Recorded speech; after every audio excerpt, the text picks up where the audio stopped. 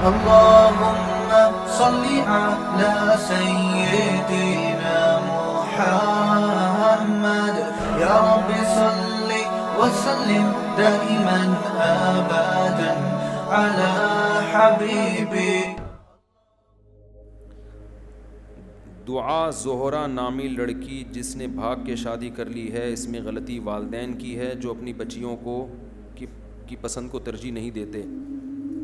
میں ایسے موقع پہ اس بچی کو تو اپریشیٹ کبھی بھی نہیں کروں گا جس نے اپنے ماں اور باپ کو ایک عذاب میں ڈالا، پوری دنیا کے سامنے رسوا کیا.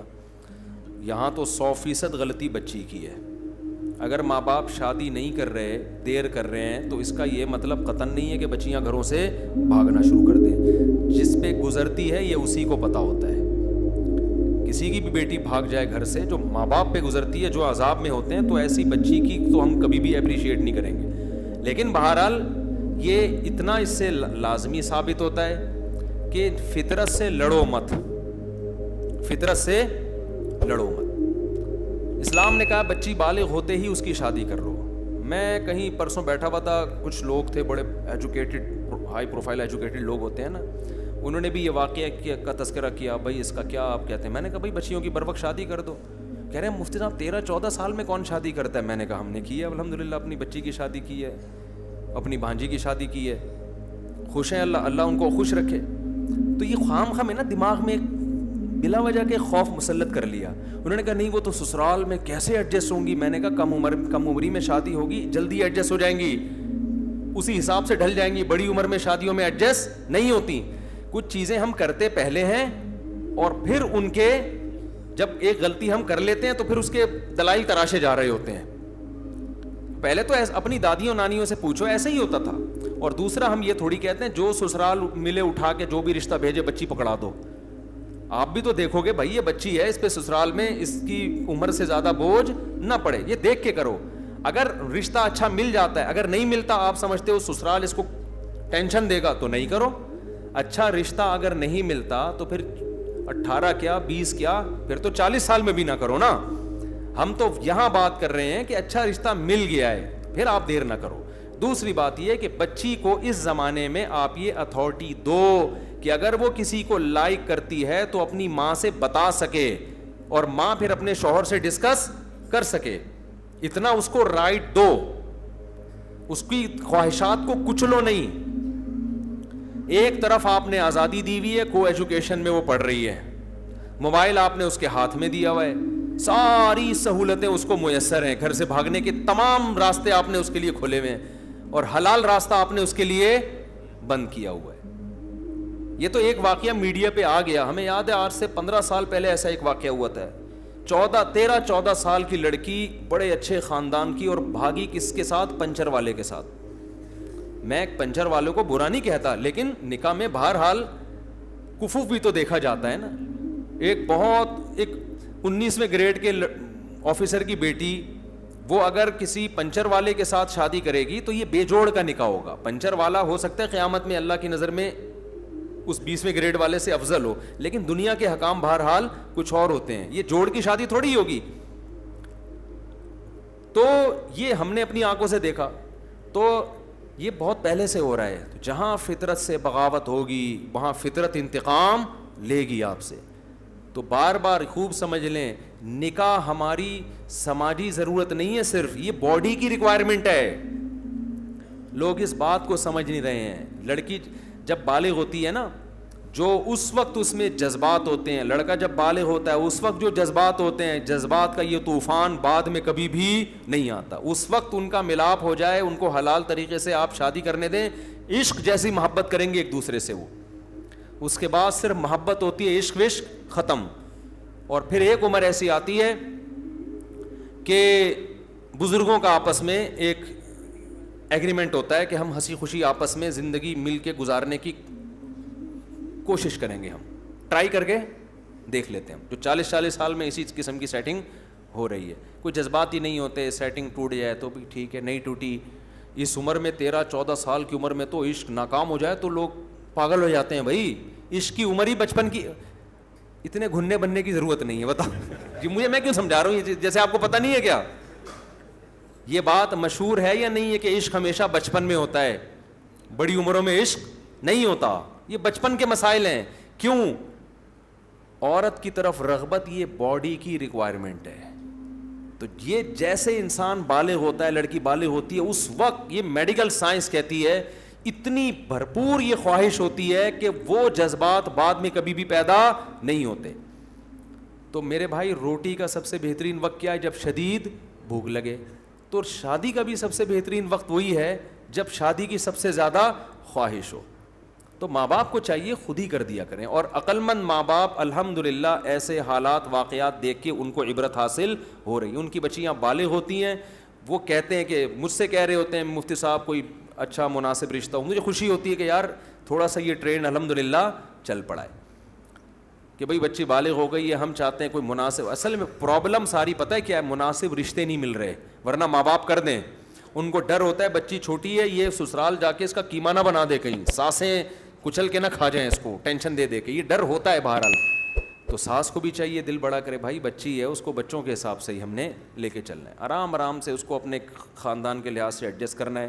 تو اگر یہ چیز معاشرے میں ہوگی تو ایسے واقعات نہیں ہوں گے. اچھا, اس میں ایک غلط چیز یہ بھی سامنے آئی ہے. جب یہ میڈیا پہ خبر چلی ہے تو اس میں یہ بتایا گیا کہ مسجد کے امام کو کہا گیا کہ اس بچی کے بارے میں گمشدگی کا اعلان کریں, تو اس نے کہا یہ بچی شیعہ ہے, نام سے لگ رہا ہے, تو میں اعلان نہیں کروں گا. یہ بہت بددیانتی ہے. میں یقین سے کہہ سکتا ہوں امام نے ایسا نہیں کیا ہوگا. ہم اماموں کو جانتے ہیں. کوئی فرقہ واریت اتنے عروج پہ نہیں پہنچی ہے. میں کہتا ہوں کوئی قادیانی کی بچی بھی گم جائے گی نا تو بھی اعلان کر دے گا مسجد کا امام. کوئی عیسائی کی بچی بھی گھومے گی, ایسا نہیں ہوتا. آپ روڈ پہ جب کوئی مر رہا ہوتا ہے تو آپ یہ دیکھتے ہو کہ قادیانی ہے تو مرنے دو, شیعہ ہے تو کوئی اہل حدیث ہے یا بریلوی ہے یا دیوبندی ہے یا اہل شیعہ ہے تو کوئی کرتا ہے ایسے؟ اتنا کوئی کون امام بدبخت ہوتا ہے یار جو آپ کو کہے کہ شیعہ لڑکی ہے اور میں اعلان نہیں کروں گا. ایسا نہیں ہوتا. اور اگر کسی امام نے ایسی بدبختی کی بھی ہے بالفرض کہ لڑکی کے نام سے لگ رہا ہے شیعہ, میں اعلان نہیں کروں گا, تو آپ اس کو ہائی لائٹ کر کے فرقہ واریت کو ہوا نہ دیں. اس سے کیا ہوگا؟ جب پتہ چلے گا شیعہ لوگوں کو کہ امام نے شیعہ ہونے کی وجہ سے اعلان کرنے سے منع کر دیا, تو شیعوں کے جذبات بھڑکیں گے نا سنیوں کے خلاف کہ یار یہ اتنے میلے ہوتے ہیں کہ ہماری بچی کا نام سامنے آیا تو مسجد کا امام اعلان نہیں کر رہا. تو اس سے شیعوں کے دل میں سنیوں کی نفرت بڑھے گی کہ نہیں بڑھے گی؟ پھر ان کا بھی کوئی عالم بیان دے دے گا سنیوں کے خلاف, پھر کوئی سنی بیان دے دے گا ان کے خلاف. تو آپ ملک میں محبت پیدا کر رہے ہو یا لڑوا رہے ہو شیعہ سنی کو آپس میں؟ اگر کسی نے یہ جرم کیا بھی ہے تو جاؤ اس کو آرام سے جا کے الگ سے جا کے سمجھاؤ, تو انسان کا بچہ ہے, تو کیا کر رہا ہے؟ یہ کوئی موقع ہے کہ شیعہ لڑکی تھی یا سنی لڑکی تھی؟ بھائی انسان ہے, ہمارے ملک کا ایک فرد ہے, ماں باپ پریشان ہے, اعلان کرو. ہم تو اس لیے اس کو مسجد میں اعلان کرنا یہ گمشدگی ٹھیک ہے نہیں, مسجد کوئی تھانہ نہیں ہوتا. تو کوئی اس بیس پہ منع کرتا ہے کہ مسجد میں اعلانات نہیں تھانے سے ہونے چاہیے, وہ ایک الگ مسئلہ ہے. لیکن اس بیس پہ کوئی میرا خیال ہے نہیں منع کرے گا کہ یہ شیعہ ہے یا یہ اہل حدیث ہے یا یہ دیوبندی ہے یا بریلوی. اتنے برے الحمدللہ مولانا لوگ ابھی نہیں ہوئے ہیں, ٹھیک ہے نا. ہم بھی مولانا ہیں, ہمیں بھی مولاناؤں کا پتہ ہے. آپس کے اختلاف چلتے ہیں ممبروں پہ, وہ اس نے یہ کہہ دیا تو وہ یوں ہے, یہ یہاں تک چلتا ہے اختلاف, پھڈے ہوتے ہیں. اتنے ابھی میرا خیال ہے نہیں ہے کہ گمشدگی کے اعلان اس بیس پہ نہیں کر رہے کہ یہ فلانے فرقے کا تو فلانے فرقے کا, اتنے ہیں. اور اگر کوئی امام برا ہے تو یہ اس کا ذاتی مسئلہ ہے, اس کو جا کے سمجھاؤ, اس کو ہائی لائٹ کر کے شیعہ سنی کی جنگ پیدا نہ کرو.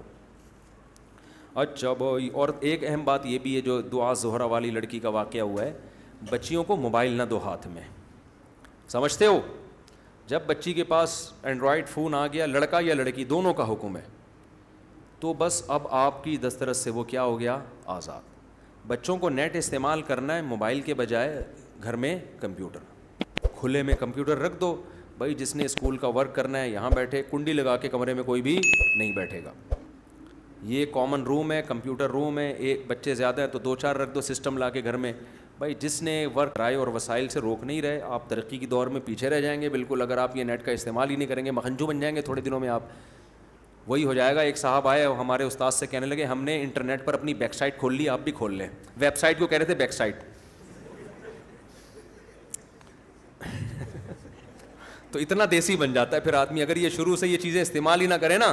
تو ہمارے استاذ کے پاس آ کے کہنے لگے ہم نے انٹرنیٹ پر اپنی بیک سائٹ کھولی ہے, آپ بھی کھول لیں. انہوں نے کہا اللہ نے ہماری بیک سائٹ چھپائی ہوئی ہے, اس کو چھپا ہی رہنے. خدا کا واسطہ یہ مشورے ہمیں مت دو.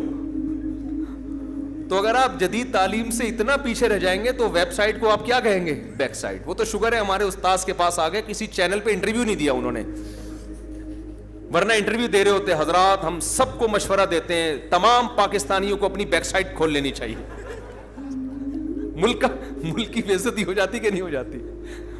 تو اس لیے میں یہ نہیں کہہ رہا کہ بچوں کو ان جدید وسائل اور ذرائع اور ٹیکنالوجی سے آپ روکیں, نہ وہ پیچھے رہ جائیں گے. لیکن آپ کھلے میں لا کے کمپیوٹر رکھیں, کھلے میں بچے کو بٹھائیں, بولے بیٹا تو نے جو ویب سائٹ کھول لے, بیک سائٹ یہ ویب سائٹ کے لیے بس, اور اس میں جو بھی مفید چیزیں ہمارے سامنے دیکھو, تو یہ صحیح ہے. اس کے علاوہ بچوں کو موبائل لے کے دینا بہت ڈینجرس, بہت خطرناک. ماں باپ سمجھتے نہیں ہیں. مفتی صاحب میں دنیاوی تعلیم کے ساتھ عالم کا کورس بھی کرنا چاہتا ہوں, ایسا ممکن ہے؟ کیوں نہیں ممکن ہے؟ جامعہ الرشید میں بھی ہو رہا ہے اور بھی بہت سارے مدارس میں ہو رہا ہے. مفتی صاحب جامعہ الرشید میں کلیت الشریعہ کے حوالے سے بتا دیں وہ کورس کیسا ہے, کن لوگوں کے لیے ہے؟ گوگل پہ آپ سرچ کریں, ویب سائٹ کھل جائے گی, کلیت الشریعہ لکھ کے پوری ڈیٹیل ہے اس میں.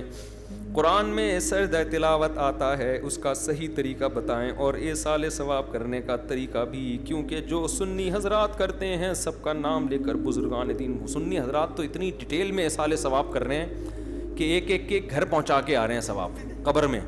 میں نے دیکھا اکثر دعا میں, یا اللہ اس کا ثواب فلانا فلانا کو پہنچتا ہوا, پھر وہاں سے پہنچتا ہوا فلانے بزرگ کی قبر کو پہنچتا ہوا, غوث وہ کیا ہے غوث پاک کی قبر کو پہنچتا ہوا, پیران پیر غوث پاک رحمۃ اللہ علیہ سے, شیخ عبدالعزیز گیلانی رحمۃ اللہ سے ہوتا ہوا, امام حنیفہ سے ٹن مارتا ہوا, ایسے پوری پھر تمام مرحومین مرحومات مغفورین مغفورات.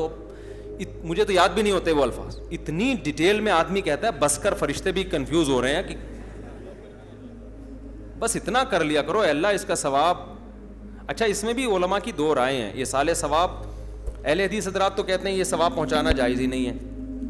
وہ کہتے ہیں حدیث میں آتا ہے 3 چیزیں, انسان جب مر جاتا ہے تو 3 چیزیں رہتی ہیں. اس کا جواب میں کئی بار ریکارڈ کروا چکا ہوں. وہ 3 سے 3 کا عدد مراد نہیں ہے, اس معنی کی جو بھی چیز ہوگی. ان کی بڑی دلیل اہل حدیث حضرات کی یہ ہوتی ہے کہ صحابہ سے ثابت کیوں نہیں ہے. بھائی صحابہ سے یہ ثابت ہے کہ صحابی نے کنواں وقف کیا نا اپنی والدہ کے لیے یا اپنے والد کی, ایک روایت میں ماں کا ذکر ہے, تو باپ کے لیے کنواں وقف کیا نا, تو یہ اس سے یہ ایصال ثواب ہی تو ہے کہ آپ صدقہ کر رہے ہو کنویں کا پانی, اور ثواب کس کو مل رہا ہے؟ قبر میں ابا کو یا اماں کو. تو اس سے پتہ, اس حدیث سے صاف پتہ چلتا ہے کہ آپ میت کے لیے کوئی نیکی کر سکتے ہیں. اب یہ کنواں ایک سائن ہے, علامت ہے. اب یہ نہیں کہ کنواں ہی کھدوا سکتے ہیں اور کچھ نہیں کر سکتے. کھانا بھی کھلا سکتے ہیں, کیوں؟ کھانا ایک نیکی ہے. تلاوت بھی کر سکتے ہیں, کیوں؟ تلاوت ایک نیکی ہے. نماز بھی پڑھ سکتے ہیں, نماز بھی ایک نیکی. تو قرآن و سنت کی عادت ہے کہ جزیات کے ضمن میں اصول اور قاعدے بیان کیے جا رہے ہوتے ہیں. جیسے قرآن کہتا ہے ماں باپ کو اف نہ کرو, تو یہ اف کہنا مقصد نہیں ہے, ماں باپ کو تکلیف نہ پہنچاؤ. اب ماں باپ کو مارنا پیٹنا بھی اسی آیت کی روشنی سے حرام ہو گیا. اب کوئی اف کے لفظ کو پکڑ کے بیٹھ جائے. تو یہ جو حدیث میں آتا ہے کہ انسان کے کچھ اعمال جاری رہتے ہیں, ان میں تو نبی نے خود کچھ اعمال کا تذکرہ کر دیا. پھر نبی نے فرمایا کہ مرنے کے بعد جیسے حدیث میں آتا ہے کنواں وقف کر دیا صحابی نے. تو یہ سب چیزیں یہ پتہ چلتا ہے کہ بعد والے لوگ میت کے لیے عمل کر سکتے ہیں. ایک سوال پیدا ہوتا ہے, اگر یہ جائز ہے تو صدقہ تو صحابہ سے ثابت ہے.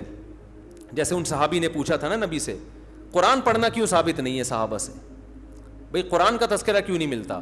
دیکھیں اس لیے تذکرہ نہیں ملتا کہ اس کا تعلق ہے دل کی نیت سے. ہمارے سامنے عمل تو آئے گا, یہ عمل سے صحابہ کی نیت کیا ہے یہ ہمارے سامنے نہیں آئے گی. اب کسی صحابی نے اپنے کسی مرحوم کے لیے فرض کر لیں کہ تلاوت کی, مثال دے رہا ہوں میں, تو تلاوت تو ہمیں نظر آئے گی, راوی تلاوت کو تو بیان کرے گا, راوی دل کی نیت تھوڑی بیان کرے گا کہ ان کی نیت یہ تھی کہ یہ اپنے والد صاحب کو ثواب پہنچانا چاہتے تھے. تو اس لیے کچھ چیزیں ایسی ہیں کہ وہ ہم تک نقل نہیں ہوئی, کیونکہ ایک تو وقوع شاذ و نادر ہوا ہے, اور اس کو ضروری نہیں ہے کہ اس کو کوئی ہائی لائٹ بھی کیا گیا ہو. تو جب قرآن و سنت سے ہمیں اس چیز کی اصل ملتی ہے کہ آپ میت کے لیے کوئی نیکی کا کام کر سکتے ہیں, تو اس نیکی کو محدود کرنے کی ہمارے پاس کوئی دلیل نہیں ہے کہ صدقے کی حد تک محدود ہے, صدقے کے علاوہ نہیں ہو سکتی. تو محدود کرنے کے لیے دلیل چاہیے کہ بس یہی ہے, اس کے علاوہ نہیں ہے. تو جب ایسی کوئی دلیل نہیں ہے تو اس کا مطلب یہ کہ کوئی بھی نیکی کی جا سکتی ہے. البتہ اس میں دو چیزیں ہیں. اجتماعی سطح پہ ایصال ثواب جائز نہیں ہے, اجتماعی قرآن خوانی جیسے کی جاتی ہے, اس لیے کہ اجتماعی طور پر اگر یہ عمل جائز ہوتا تو صحابہ سے ثابت ہوتا, کیونکہ جب کوئی اجتماعی عمل ہوتا ہے تو اس کو نقل کیا جاتا ہے, اس کو دیکھنے والے بہت سے لوگ ہوتے ہیں. جبکہ ہمیں نہیں ملتا کہ ابو بکر رضی اللہ عنہ کا انتقال ہوا تو حضرت عمر نے تمبو لگا کے ان کے لیے قرآن خوانی کی ہو, کہیں بھی نہیں ملتا. حضرت عمر کی شہادت ہوئی تو حضرت عثمان نے ان کے لیے پبلک کو جمع کر کے قرآن پڑھوایا ہو, جب نہیں ملتا. حالانکہ اگر یہ ایک دفعہ بھی ہوا ہوتا تو نقل ہوتا. تو اٹ مینس کہ اجتماعی قرآن خوانی میت کے لیے جائز نہیں ہے, بلکہ کوئی بھی اجتماعی عمل جائز نہیں ہے. تو یہ انفرادی عبادت ہے, آپ کے دل کی نیت ہے کہ آپ دل میں نیت کرتے ہو بھائی میں تلاوت کر رہا ہوں, کس کے لیے؟ اپنے باپ کو ثواب پہنچانے کے لیے. میں صدقہ کر رہا ہوں, کس کے لیے؟ اپنے والد کے لیے. دل میں نیت ہے, اور اجتماعی عمل اس میں نہیں ہے. اب ہماری رائے تو یہی ہے کہ نیکی پہنچانا جائز ہے, اور اس کی وجہ ایک اور بھی ہے کہ جب دونوں طرف دلائل ہیں تو ان دلائل کو ترجیح دی جائے نا جس میں اللہ کی رحمت زیادہ ہو. اللہ کی رحمت بھی زیادہ ہو اس میں, جو اللہ کی رحمت کے زیادہ قریب ہے. اگر آپ ایک نیکی کو باؤنڈ کر دیتے ہیں تو اس کا مطلب آپ اللہ کی رحمت کو محدود, کہ صرف صدقے کا ثواب اللہ پہنچائے گا, تلاوت کا نہیں پہنچائے گا. تو مزاج شریعت کے زیادہ قریب یہی ہے کہ کوئی بھی نیکی کی جائے. دوسرا اس میں فائدہ بھی ہے, اس بہانے لوگ نیکیاں زیادہ سے زیادہ کریں گے. بعض لوگ اپنے لیے نہیں کر رہے ہوتے, اپنے والدین کے لیے کر رہے ہوتے ہیں, لیکن کر تو نیکی رہے ہوتے ہیں نا, تو نیکی کو معاشرے میں فروغ ملے گا. اب اس میں خود علماء حنفیہ کی دو رائے ہیں کہ ثواب ڈیوائیڈ ہو کے پہنچتا ہے یا بغیر تقسیم کے پہنچتا ہے. سمجھتے ہو؟ تو جن حضرات کی رائے یہ کہ تقسیم نہیں ہوتا, تو جب تقسیم نہیں ہوتا, تقسیم کا مطلب کم نہیں ہوتا, جتنا ثواب جس کو پہنچاؤ گے سب کو پورا پورا ملے گا. تو ان کے نزدیک تو پھر یہ ہے کہ بھائی پھر آدم علیہ السلام سے لے کے وہ پورا جو سیٹ اپ شروع ہوتا ہے ہمارا وہاں سے جو آج کل چل رہا ہے نا یہاں سے ہوتا ہوا, تو ان کو میں کہتا ہوں پھر اتنی ڈیٹیل کے بجائے ہول سیل کے حساب سے ثواب پہنچا دو, اللہ اس کا ثواب سب کو پہنچے. تو یہ آدھا گھنٹہ تو اسی میں لگا دیتے ہیں, وہ یہاں سے ٹن مارا, وہ جو میں نے ابھی ڈیٹیل شروع میں بتائی آپ کو. اور ایک علماء کی رائے یہ بھی ہے, یہ بھی بڑی مضبوط رائے ہے کہ یہ ثواب تقسیم ہوتا ہے. مثال کے طور پر آپ نے 500 روپے صدقہ کیے باپ کے لیے, تو باپ کو پورے 500 کا ثواب ملے گا. اور اگر آپ نے کہا یہ میرے والدین کے لیے, تو 250 صدقے کا ثواب ابا کو, 250 صدقے کا ثواب اماں کو. تو یہ بھی ایک مضبوط رائے ہے. اس رائے میں پھر آپ جتنا, اس رائے کے مطابق آپ سب کو اگر پہنچاؤ گے تو وہ ثواب کی مقدار کیا ہوتی چلی جائے گی؟ کم ہوتی چلی جائے گی. دلیل کے لحاظ سے یہ رائے زیادہ قوی ہے. اس لیے زیادہ قوی ہے کہ جب صحابی نے اپنے والد کے لیے کنواں وقف کیا ثواب کے لیے, تو نبی ان کو یہ بھی تو کہہ سکتے تھے نا کہ والد کیوں, پوری دنیا کے سارے انسان جو دنیا سے جا چکے ہیں سب کے لیے کر دو, کیونکہ سب کو برابر ملے گا. وہ صرف اپنے باپ کے لیے یا اپنی ماں کے لیے کیوں کر رہے ہیں؟ تاکہ پورا پورا ثواب ان کو پہنچے. دلیل کے لحاظ سے یہ دوسرا قول زیادہ مضبوط ہے, لیکن پہلے قول میں چونکہ وسعت زیادہ ہے, علماء کہتے ہیں بھائی اللہ سے کیا, بھائی سب کو پورا پورا پہنچا دے, تو اس لیے انہوں نے کہا رحمت کو اگر ہم وسیع کر لیتے ہیں تو وہ زیادہ بہتر ہے. تو یہ مسئلہ ہے ایصال ثواب. کیا دیر ہو رہی ہے؟ کیوں 11:30؟ چلو یار جانا ہے یار, کیا کریں. چلو باقی سوال کل دے دو, پھر مجبوری ہے, بلا رہے ہیں. سبحانک اللہم و بحمدک نشہد ان لا الہ الا انت نستغفرک و نتوب الیک.